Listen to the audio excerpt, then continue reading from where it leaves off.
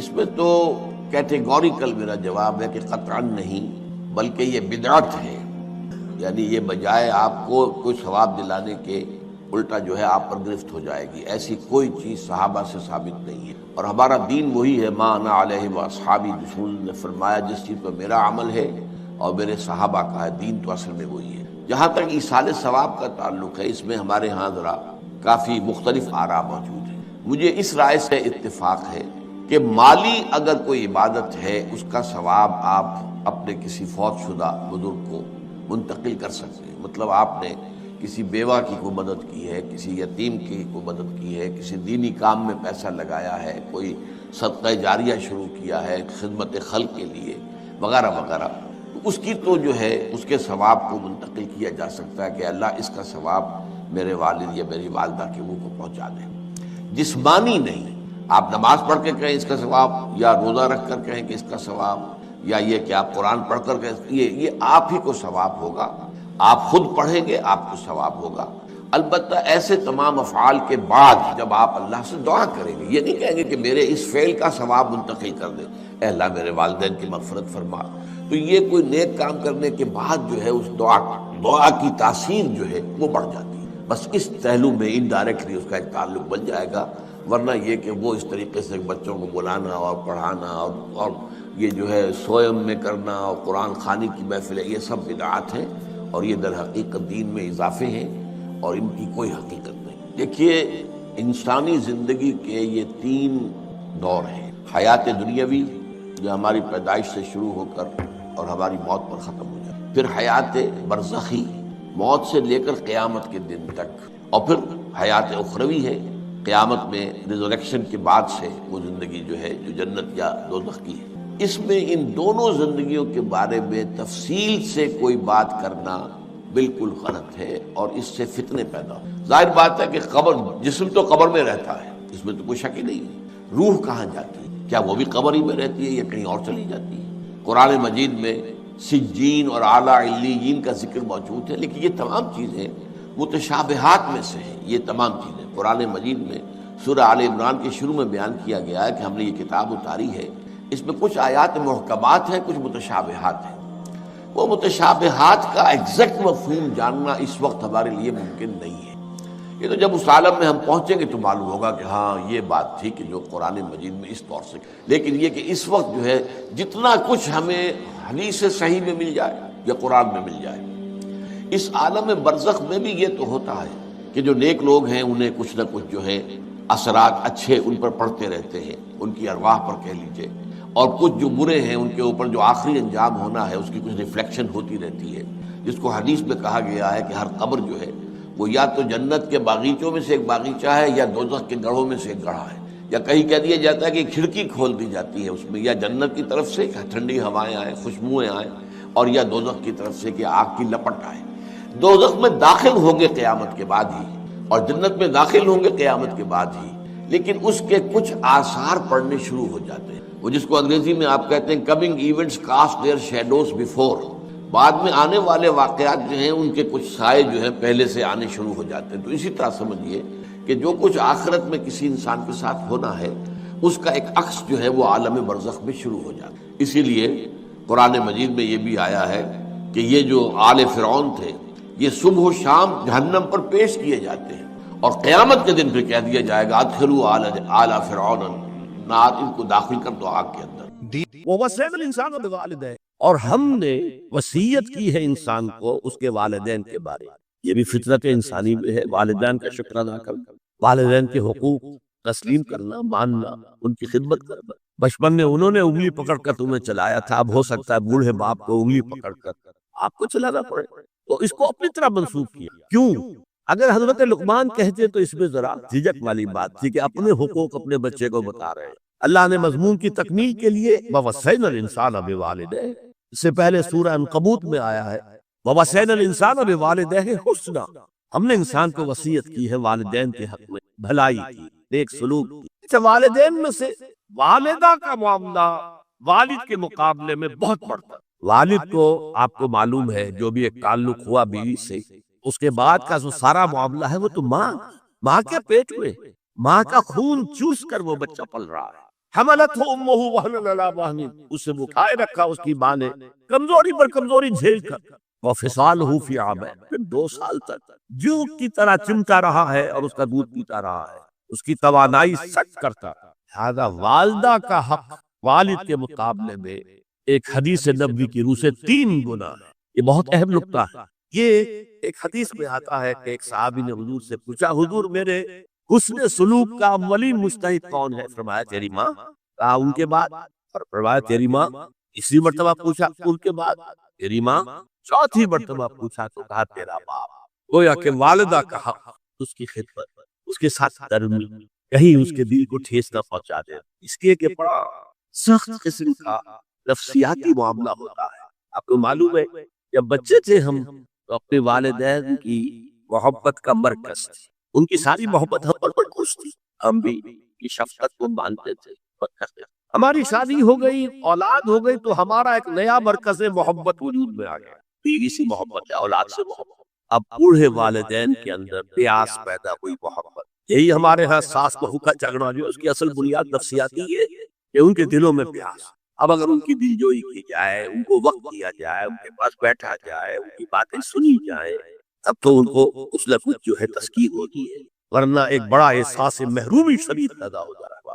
یہی وجہ ہے کہ صرف 2 چیزیں ہیں جن کا محض دیکھنا تعظیم اور محبت کے ساتھ موجب ثواب ہے، عبادت۔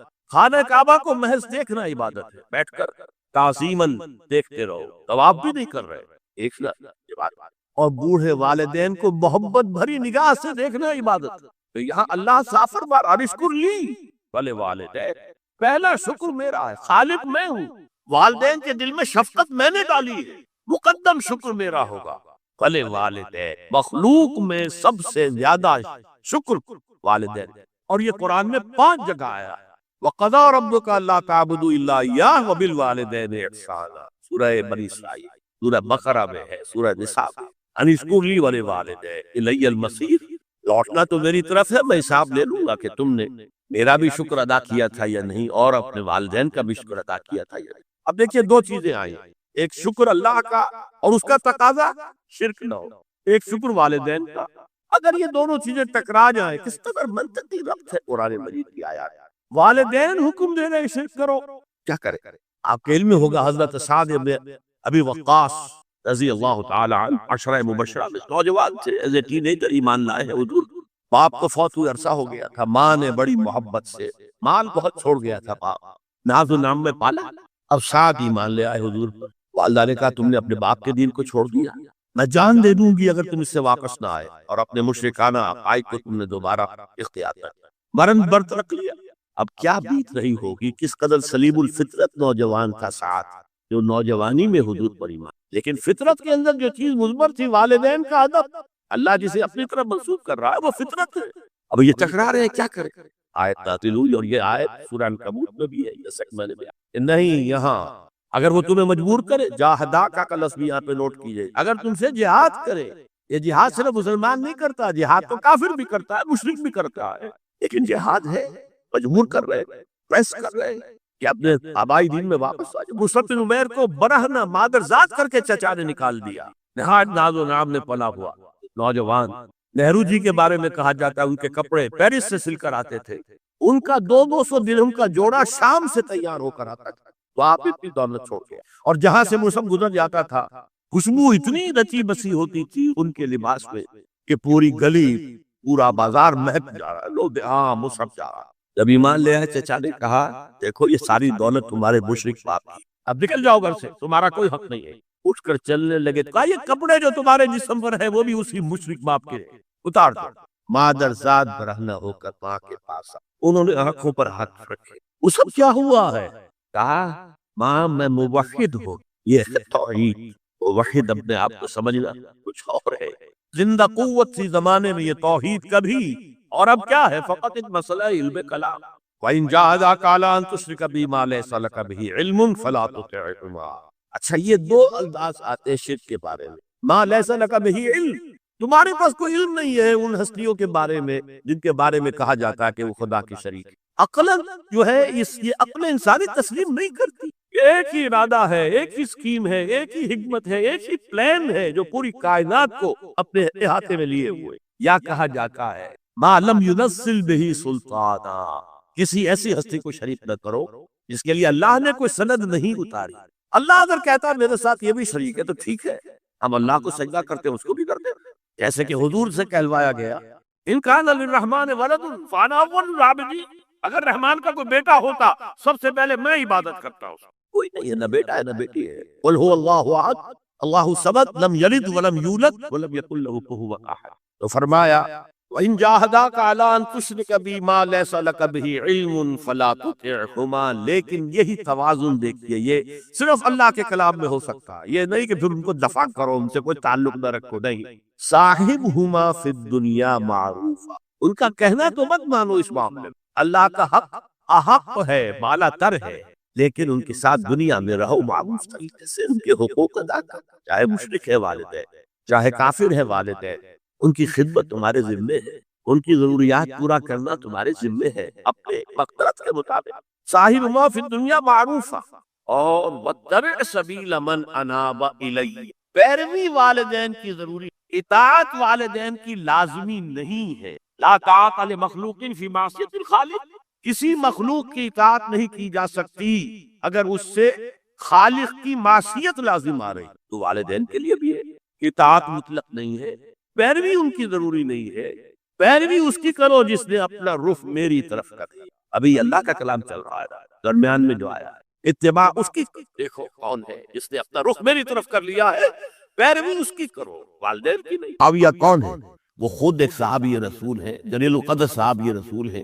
اور آپ کو میں نے کل بھی بتایا تھا کہ حضرت معاویہ رضی اللہ تعالیٰ عنہ کی ایک ہمشیرہ ام حبیبہ رضی اللہ تعالیٰ عنہ حضور کے ازواج مطہرات میں سے، تو حضور کے گویا کے برادر نسبت ہی ہوئے. جو چند لوگ جو وحی کے لکھنے پر جو کاتبین وحی جو حضور نے مقرر کیے تھے، ان میں سے ایک حضرت معاویہ بھی ہے. پھر حضرت معاویہ کے لیے حضور کی دعا ہمیں ملتی ہے، اللہم اجعلہ ہادیا مہدیا، اے اللہ اسے ہادی ہدایت دینے والا بنا دے اور مہدی بنا دے جو ہدایت یافتہ ہو. تو یہ ان کی شان ہے. اور پھر یہ کہ ان کے زمانے میں جب عالم اسلام متحد ہو گیا، داخلی خلفشار ختم ہو گیا، تو فتوحات کا سلسلہ بھی دوبارہ جاری ہو. حضرت علی رضی اللہ تعالیٰ عنہ کے 5 سالہ دور خلافت میں کوئی توسیع نہیں ہو سکی تھی دارالاسلام کی. کوئی مزید علاقے جو ہیں سلطنت اسلامی میں شامل نہیں کیے جا سکے تھے، اس لیے کہ سارا معاملہ تو داخلی خلفشار کا تھا. جو خانہ جنگی ہو رہی تھی، ایک دوسرے کی تیروں اور تلواروں اور نیزوں سے 1 لاکھ کے قریب مسلمان ختم ہو گئے. تو اندر سے گویا کہ موشن ٹوٹ گیا اس سیلاب کا.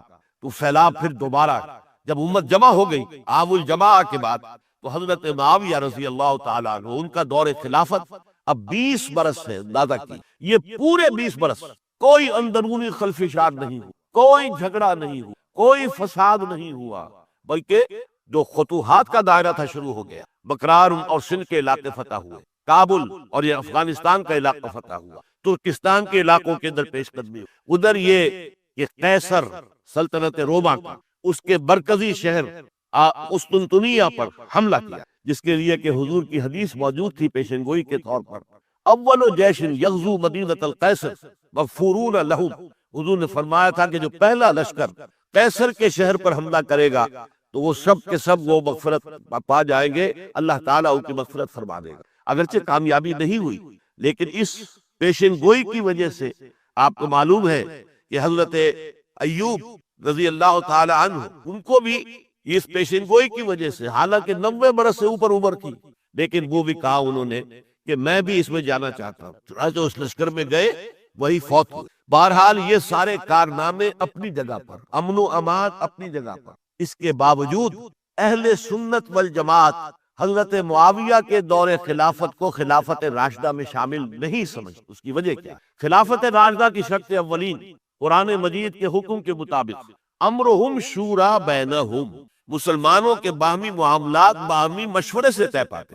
حضرت ابوبکر صدیق رضی اللہ تعالیٰ عنہ سقیفہ بنی سعدہ کے اندر مشورے کے بعد ان کو منتخب کیا گیا اور ان کے ہاتھ میں بیعت ہوئی. حضرت عمر رضی اللہ تعالیٰ عنہ کو حضرت ابوبکر نے مسلمانوں سے مشورہ کر کے پھر نامزد کی. حضرت عثمان کے لیے حضرت عمر رضی اللہ تعالیٰ عنہ نے اپنے جانشین کے لیے 6 افراد پر مشتمل کمیٹی بنا دی، جو بڑے سے بڑے جو اصحاب جو جن کے بارے میں کہا گیا ہے کہ جن کو دنیا ہی میں بشارت دے دی گئی تھی، جو عشرہ مبشرہ میں سے جو باقی تھے، ان کے اوپر مشتمل کمیٹی بنا دی کہ آپ لوگ طے کر لیں اور اپنے سے کسی ایک پر جمع ہو جائیں۔ اس اعتبار سے حضرت علی کے ہاتھ پر بھی جو بیعت ہوئی ہے تو وہ اہل مدینہ کے دباؤ پر ہوئی ہے، ان کے مطالبے پر ہوئی ہے۔